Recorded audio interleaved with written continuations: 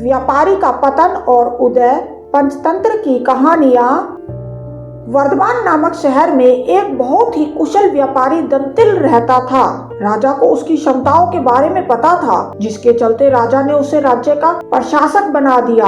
अपने कुशल तरीकों से व्यापारी दंतिल ने राजा और आम आदमी को बहुत खुश रखा। कुछ समय के बाद व्यापारी दंतिल ने अपनी लड़की का विवाह तय किया। इस उपलक्ष्य में उसने एक बहुत बड़े भोज का आयोजन किया। इस भोज में उसने राज परिवार से लेकर प्रजा तक सभी को आमंत्रित किया।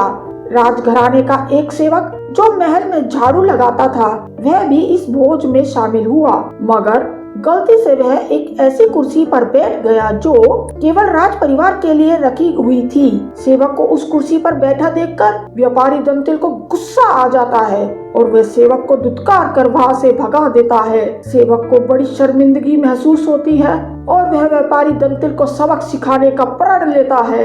अगले ही दिन सेवक राजा के कक्ष में झाड़ू लगा रहा होता है।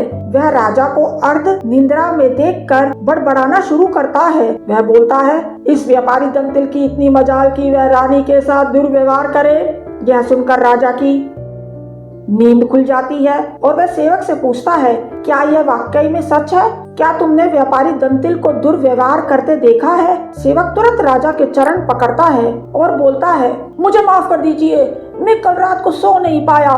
मेरी नींद पूरी नहीं होने के कारण कुछ भी बड़बड़ा रहा था। यह सुनकर राजा सेवक को कुछ नहीं बोलता, लेकिन उसके मन में शक पैदा हो जाता है। उसी दिन से राजा व्यापारी दंतिल के महल में निरंकुश घूमने पर पाबंदी लगा देता है और उसके अधिकार कम कर देता है। अगले दिन जब व्यापारी दंतिल महल में आता है तो उसे संतरियां रोक देते हैं। यह देखकर व्यापारी दंतिल बहुत आश्चर्यचकित होता है। तभी वहीं पर खड़ा हुआ सेवक मजे लेते हुए बोलता है, अरे संतरियों, जानते नहीं ये कौन है? ये बहुत प्रभावशाली व्यक्ति है जो तुम्हें बाहर भी फिकवा सकते हैं, ठीक वैसे ही जैसा इन्होंने मेरे साथ अपने भोज में किया था।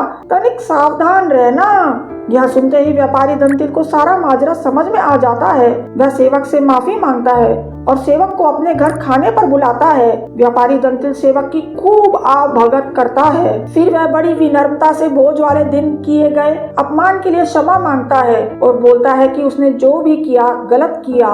सेवक बहुत खुश होता है और व्यापारी दंतिल से बोलता है, आप चिंता न करें, मैं राजा से आपका खोया हुआ सम्मान आपको जरूर वापस दिलाऊंगा।